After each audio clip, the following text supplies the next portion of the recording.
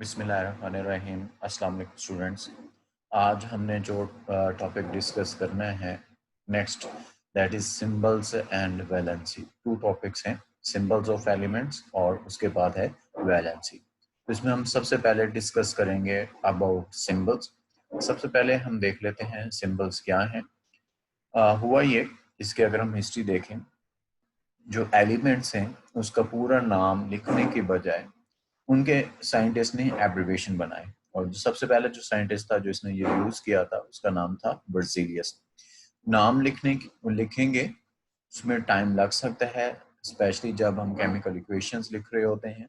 उसको sort out करने के लिए टाइम कंज्यूम ना हो, उसके लिए उसने इसके क्या सजेस्ट किए थे, सिंबल्स बना लिए थे। जब हम सिंबल्स लिखते हैं तो एलिमेंट्स को अंडरस्टैंड किया जा सकता है, जिसके पास ये नॉलेज हो कि ये किसका सिंबल है। सबसे पहले सिंबल्स क्या है। Elements are represented by symbols which are the abbreviation of their names. अब किस तरह से होते हैं ये एलिमेंट्स को सिंबल्स देने के डिफरेंट मेथडोलॉजीज हैं, उसमें से कुछ एक जो बेसिक हैं वो हम यहाँ पे डिस्कस कर लेते हैं। मीन एलिमेंट्स को सिंबल दिए कैसे गए थे। पहला, a symbol is taken from the name of that element which may be in English, Latin, Greek or German। क्योंकि जो शुरू में एलिमेंट्स थे उनके नाम, कुछ के नाम ग्रीक में भी थे, कुछ के जर्मन में भी थे, कुछ के लैटिन में भी थे और बाद में इंग्लिश में भी। तो उसकी बेस के ऊपर एलिमेंट्स के उन्हीं नेम से सिंबल्स दिए जाते हैं। जैसे फॉर एग्जांपल, पहला मेथड जो है, if it is one letter, mean जो एलिमेंट को सिंबल दिया गया वो सिर्फ एक लेटर का कंसिस्ट हो, उसको ऑलवेज हम कैपिटल फॉर्म में लेंगे और उसका जो फर्स्ट लेटर है नेम का वो उसका क्या होगा, सिंबल होगा। जैसे कुछ हम एग्जांपल्स ले लेते हैं। जैसे हाइड्रोजन है, उसका सिंबल क्या है, एच, कैपिटल लिखेंगे। इसी तरह नाइट्रोजन है, उसका सिंगल लेटर सिंबल होता है एन, नाइट्रोजन के लिए आ जाएगा। कार्बन है, उसका सिंबल क्या आ जाएगा, सी आ जाएगा। नेक्स्ट, अगर हम टू लेटर सिंबल्स ले रहे हैं, मीन जैसे कार्बन और क्लोरीन है, दोनों नाम सी से स्टार्ट हो रहे हैं, तो दोनों का सिंबल सी नहीं रखा जा सकता। तो उसके लिए दूसरा मेथडोलॉजी उन्होंने इंट्रोड्यूस करवाया। जैसे कार्बन का सिंबल सी है तो क्लोरीन का सिंबल इस तरह बनाए कि उसमें एक और लेटर ऐड हो जाए, तो ये डिफ्रेंशिएट करने के लिए हमें पता चले ये क्लोरीन है, ये कार्बन है, ये कॉपर है। ठीक हो गया। तो उसको डिफ्रेंशिएट करने के लिए उन्होंने क्या किया, उसमें टू लेटर्स इंट्रोड्यूस करवा दिए। उसमें वही होगा, फर्स्ट लेटर कैपिटल होगा, नेक्स्ट जो लेटर है वो उसके सेंटर से भी लिया जा सकता है, सेकंड भी हो सकता है, लास्ट भी हो सकता है, कोई भी उसके नेम का लेटर लिया जा सकता है, लेकिन उसको हम स्मॉल में लिखेंगे। जैसे एग्जांपल्स लेते हैं, कैल्शियम है, उसका सिंबल क्या आ गया, सी ए, इसमें सी कैपिटल। हमें ये पता चल रहा है कि ये दो एलिमेंट्स के नेम नहीं है बल्कि एक ही एलिमेंट्स के। अगर फॉर एग्जांपल मैं सी कैपिटल और ए कैपिटल लिख देता, इससे कंफ्यूजन हो जाती कि ये टू एलिमेंट्स के सिंबल्स बन जाते हैं। इसी तरह जैसे क्लोरीन है, इसका देखें सी एल, तो इसका पहला लेटर सी कैपिटल और दूसरा जो एल है वो सेंटर से ऑलमोस्ट लिया गया है, वो क्या होगा, स्मॉल होगा। इसी तरह हमें, मैंने शुरू में बताया था कि कुछ सिंबल्स हैं एलिमेंट्स के नेम जर्मन में, ग्रीक में या लैटिन में होते हैं, तो उन्हीं के नेम से सिंबल्स बनाए जाते हैं। बाद में उन्हें हमने और नाम दे दिए। जैसे फॉर एग्जांपल सोडियम है, आजकल हम इसे सोडियम से जानते हैं, इसका जो दूसरा नेम है वो क्या है, नेट्रियम है, वहां से इसका सिंबल लिया गया Na। इसी तरह आयरन है, हालांकि इसका सिंबल IR या I या IN होना चाहिए था, लेकिन इसका सिंबल क्या है, Fe, क्योंकि इसके उसके नाम से लिया गया विच इज फेरम, वहां से इसका सिंबल हमने क्या लिया, वो लिया, Fe लिया।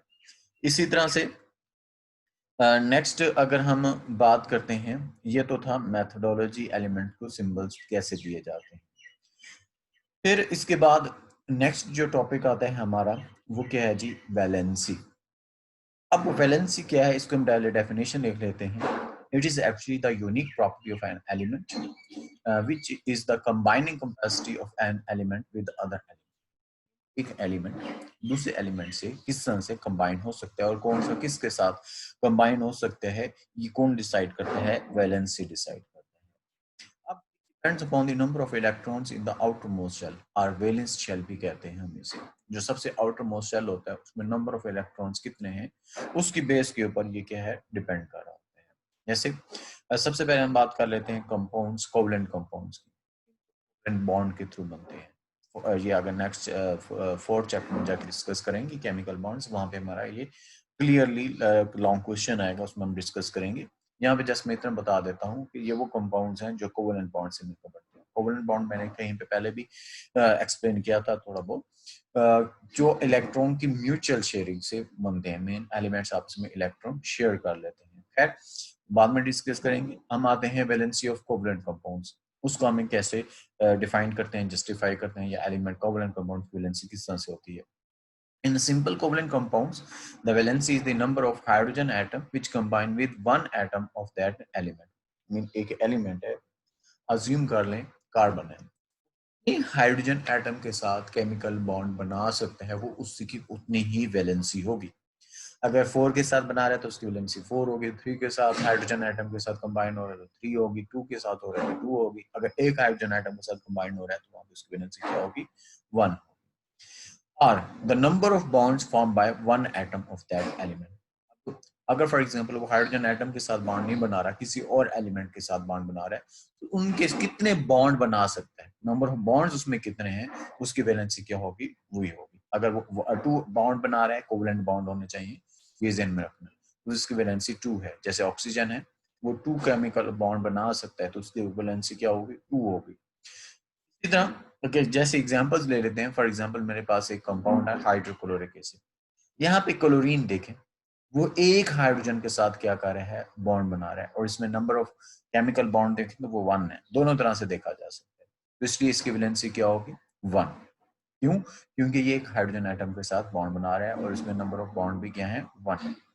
सेकेंड नंबर पे आते हैं वाटर H2O। इसका स्ट्रक्चर फार्मूला देखें, स्ट्रक्चर अगर हम देखें, 2 हाइड्रोजन एटम के साथ ऑक्सीजन केमिकल बॉन्ड बना रहा है, और इसमें नंबर ऑफ बॉन्ड्स भी देखें तो कितने आ रहे हैं 2 आ रहे हैं। एक ये है इस हाइड्रोजन के साथ और दूसरा इस हाइड्रोजन के साथ, ये जो है सिंगल लाइन ये बॉन्ड को रिप्रेजेंट कर रही है।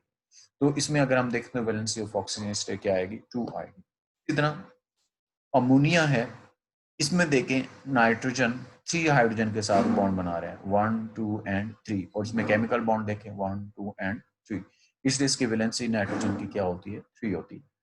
Next one is the CH4 mean methane gas. इसमें देखें बेटे कार्बन जो है 4 हाइड्रोजन एटम के साथ क्या कर रहा है बॉन्ड बना रहा है, उसमें नंबर ऑफ 1 2 3 4 दोनों तरह से देखें तो केमिकल बॉन्ड्स भी 4 हैं, हाइड्रोजन एटम भी 4 इसके साथ अटैच हो रहे हैं, इसलिए इसकी कार्बन की वैलेंसी क्या होगी 4 होगी। इस तरह से हम किसी भी केमिकल कंपाउंड की वैलेंसी। नेक्स्ट है valency of ionic compounds. Ionic compounds कौन से होते हैं, जो आयन से मिलकर बने होते हैं। आयन्स कैसे बनते हैं, आयनिक बॉन्ड के थ्रू। आयनिक बॉन्ड में क्या होता है, एक एटम दूसरे एटम को अपने इलेक्ट्रॉन शेयर करता है, जो देता है उस पर पॉजिटिव चार्ज आता है, जो लेता है उसके ऊपर नेगेटिव चार्ज आता है, जिसकी वजह से उसमें आयन्स बनते हैं। खैर इसको हम बाद में डिस्कस करेंगे। हम इनकी वैलेंसी की तरफ आते हैं, 2 तरह से। पहले नंबर पे in simple ionic compounds, the valency is the number of electrons gained or lost by an atom of an element to complete its octet. Octet bit क्या होता है, अगर किसी एलिमेंट के अंदर नंबर ऑफ शेल और number of orbit 2 हो और मोर देन 2 हो, उसका जो आउटर मोस्ट शेल होता है उसे क्या कहा जाता है ऑक्टेट। और उसमें कंप्लीट कब होगा, जब उसमें एटलीस्ट 8 इलेक्ट्रॉन, अपना ऑक्टेट कंप्लीट करने के लिए उसे 8 इलेक्ट्रॉन की जरूरत होती है। अगर उसमें इलेक्ट्रॉन कम है तो वो क्या करेगा, गेन करेगा। अगर इलेक्ट्रॉन ज्यादा है, वो अभी हम देखते हैं कहाँ पे, वो क्या करेगा, लॉस करेगा। कितने गेन कर है और कितने लॉस कर है इलेक्ट्रॉन, उसकी उसी के नंबर उसकी क्या होगी, वैलेंसी होगी। जैसे for example the elements with less than 4 electrons in their valence shell क्या काम करेंगे, the elements having less than 4 electron in their valence shell prefer to lose electron to complete their octet. Octet में होने कितने चाहिए, octa से word निकला, ये ध्यान में रखना, 8 इलेक्ट्रॉन होने चाहिए। तो वो 8 इलेक्ट्रॉन अगर उसके लेस देन 4 है, मीन 4 से कम है, 3 है, 2 है, 1 है, 3 है उससे 5 रिक्वायर्ड है, और 5 लेने से 3 देना आसान होता है। अगर 2 है उसे 6 रिक्वायर्ड है, 6 लेने से 2 देना क्या होते हैं, आसान होते हैं। तो इसलिए वो क्या कर सकते हैं कि इलेक्ट्रॉन वो क्या करते हैं, लूज करते हैं। Please wait. जी, हम बात कर रहे थे कि एलिमेंट्स जिनके इलेक्ट्रॉन लेस देन 4 होंगे वो क्या करेंगे, इलेक्ट्रॉन्स लूज करेंगे। ठीक हो गया। अगर वो लूज करेंगे, कितने लूज करेंगे, उसकी वैलेंसी क्या होगी, उतनी ही होगी। जैसे for example, atoms of sodium, magnesium and aluminium have one, sodium में 1 है, मैग्नीशियम में 2 है और एल्यूमिनियम में 3 इलेक्ट्रॉन्स होते हैं वैलेंस शेल के अंदर। वो क्या करेंगे, उसी तरह उसी बेस के ऊपर इलेक्ट्रॉन लूज करेंगे। सोडियम 1 लूज करेगा, अगर आप देखें, मैग्नीशियम 2 इलेक्ट्रॉन लूज करेगा और जो एल्युमिनियम है वो 3 इलेक्ट्रॉन लूज करेगा और उनकी वैलेंसी इसी तरह से होगी। जैसे फॉर एग्जांपल सोडियम का स्ट्रक्चर देखते हैं, इसका वैलेंस शेल देखें, इसमें नंबर ऑफ इलेक्ट्रॉन 1 है, number of electron valence shell में 1 है, तो इसलिए इसकी वैलेंसी क्या होगी, 1, क्योंकि ये 1 इलेक्ट्रॉन लूज करेगा। इसी तरह मैग्नीशियम में देखते हैं, इसमें नंबर ऑफ वैलेंस शेल कितने आ जाते हैं, नंबर ऑफ वैलेंस इलेक्ट्रॉन 2 आ जाते हैं। 2 इलेक्ट्रॉन ये क्या करेगा, लूज करेगा, इसलिए इसकी वैलेंसी क्या होगी, 2 होगी। एल्युमिनियम में आ जाए, इसमें number of electron valence shell में कितने हैं, 3 हैं, इसलिए इसकी वैलेंसी भी क्या होगी, 3, क्योंकि ये 3 इलेक्ट्रॉन को क्या कर रहा होता है, लूज कर रहा होता है। इसलिए जब number of electron less than 4 हो तो वो इलेक्ट्रॉन लूज करेंगे, जितने इलेक्ट्रॉन लूज करेंगे अबिलिटी होगी उसी के अंदर उतने क्या हो, उसकी वैलेंसी उतनी होगी। Next, the elements with more than 4 electron in their valence shell, the elements having 5 or more than 5 electrons in their valence shell gain electron to complete their octet। क्योंकि 5 हैं तो उसे 3 रिक्वायर्ड है, 5 देने की बजाय 3 लेना आसान होता है। अगर 6 हैं तो 2 रिक्वायर्ड है, तो 6 देने की बजाय 2 लेना क्या होते हैं, इजी होते हैं। इसलिए वो इलेक्ट्रॉन क्या करते हैं, गेन करते हैं, बजाय कि वो किसी को डोनेट करें। जैसे फॉर एग्जांपल नाइट्रोजन, ऑक्सीजन और क्लोरीन की एग्जांपल ले लेते हैं। नाइट्रोजन में वैलेंस शेल में 5 इलेक्ट्रॉन है, ऑक्सीजन के 6 हैं, तो क्लोरीन के 7 हैं। तो इसलिए नाइट्रोजन 3 इलेक्ट्रॉन रिक्वायर्ड करेगा, ऑक्सीजन 2, क्लोरीन 1 इलेक्ट्रॉन कंप्लीट करने, ऑक्टेट कंप्लीट करने के लिए गेन करेंगे, इसलिए इनके वैलेंसी भी इसी तरह से होगा। जैसे फॉर एग्जांपल ये नाइट्रोजन है, इसके वैलेंस शेल में अगर हम इलेक्ट्रॉन देखते हैं उसमें कितने पाए जाते हैं जी, 5 हैं, 5 इलेक्ट्रॉन हैं वैलेंस शेल के अंदर, इसलिए इसकी वैलेंसी क्या होगी, 3। 5 प्लस 3 इलेक्ट्रॉन क्या करेगा, ये गेन करेगा, जितने गेन करेगा उसकी वैलेंसी उतनी है। इसी तरह ऑक्सीजन है, ऑक्सीजन के वैलेंस शेल में अगर हम देखते हैं तो इसमें कितने इलेक्ट्रॉन आ जाते हैं जी, 6 रिक्वायर्ड है, 2 है, तो 6 वैलेंस इलेक्ट्रॉन्स हैं, इट रिक्वायर्ड 2, इसलिए इसकी वैलेंसी क्या होगी, 2 मीन 2 इलेक्ट्रॉन ये क्या करता है, गेन करता है।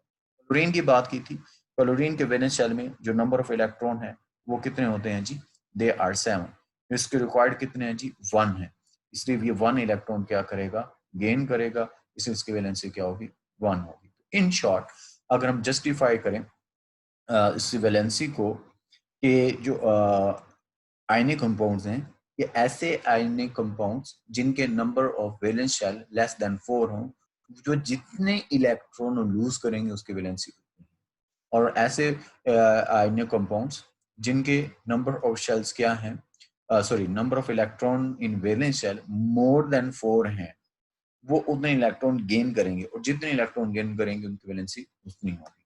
अब कुछ कंपाउंड्स ऐसे होते हैं जिनकी वेरिएबल वैलेंसी होती है, इट डिपेंड्स कि वो किसके साथ कंबाइन हो रहे होते हैं। Some elements show more than one valency, mean they have variable valency. For example, ferrous sulfate. आप देखें इसमें आयरन की वैलेंसी कितनी है, 2। फेरस सल्फेट में आयरन की वैलेंसी 2 है, जबकि फेरिक सल्फेट में अगर हम देखते हैं आयरन की वैलेंसी क्या होती है, 3। क्यों होता है ऐसा, हम 7 चैप्टर में डिटेल से डिस्कस करेंगे, अभी हम जस्ट उसकी देख लेते हैं कि होती क्या है। इसी तरह जनरली होता क्या है कि फेरिक या फेरस जो नाम लिए गए हैं, they are derived from Latin और ग्रीक नेम।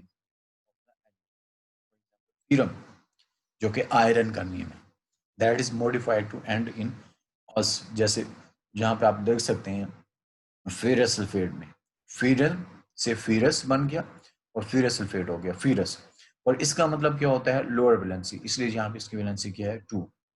अगर हम देखते हैं इक मीन जो फीरम है, इसके एंड के नेम पे क्या लगा दिया जाता है, यूएम को काट के आईसी लगा देता है, जैसे फेरिक सल्फेट बन गया यहाँ पे अगर हम देखते हैं, और इसका मतलब क्या होता है, हायर वैलेंसी, इसलिए यहाँ पे इसकी वैलेंसी क्या होती है, 3 होती है। इट्स डिपेंड्स कि वो आगे किस एलिमेंट के साथ कंबाइन हो रहा है, उसी के अकॉर्डिंग इसकी क्या होगी, वैलेंसी होगी। ये बेटे था आज का टॉपिक। अगर हम इसमें क्वेश्चंस देखें तो एलिमेंट्स के जो सिंबल्स हैं, ये बुक में एक टेबल दिया हो गया है, वहाँ पे सिंबल्स भी बताए गए हैं, वहाँ पे एलिमेंट्स के वैलेंसीज भी दी गई हैं, उसमें से पूरे टेबल में से एमसीक्यूज वगैरह पूछे जाते हैं। अब इसमें क्या होगा कि एलिमेंट्स के सिंबल्स, एक कंपाउंड दिया होगा, या जैसे ये फेरस सल्फेट है वो बताएंगे in ferrous sulphate the valency of iron is, हम बताएंगे जी टू फेरिक सल्फेट में जी आयरन वैलेंसी बताओ 3 है। अलग-अलग से भी पूछ सकते हैं ऑक्सीजन की वैलेंसी कितनी है, नाइट्रोजन की वैलेंसी कितनी है, फास्फेट की वैलेंसी कितनी है, ये आपके टेबल बुक में दिया होगा इसी टॉपिक में, तो उसी में से ये एमसीक्यूज बहुत ज्यादा पूछे जाते हैं। सिंबल में से एक शॉर्ट क्वेश्चन पूछा जाता है, what is the importance of symbol, क्या होता है, इंपॉर्टेंस क्या है सिंबल की। हम इसके थ्रू किसी एलिमेंट का नेम रिकॉग्नाइज कर सकते हैं, हम इसके थ्रू एलिमेंट को केमिकल रिएक्शन में रिप्रेजेंट कर सकते हैं, और इसके थ्रू एक सबसे बड़ा फायदा ये होता है टाइम कंज्यूम नहीं होता, टाइम सेव हो जाता है। पूरा नाम लिखने के बजाय छोटा सिंबल यूज करते हैं तो वो क्या होता है, टाइम सेविंग प्रोसेस होता है। That is the importance of symbols. फिर वैलेंसी शॉर्ट क्वेश्चन आता है, what is meant by valency, definition लिखेंगे। फिर elaborate the valency of covalent compounds or how valencies are assigned to covalent compound। फिर इसी तरह से how valencies are assigned to ionic compound, ये दोनों मेथड आ गए और शॉर्ट क्वेश्चन आएंगे डिफाइन वेरिएबल वैलेंसी, उसके साथ हम एग्जाम्पल। बेटे था आज का topic, thank you so much.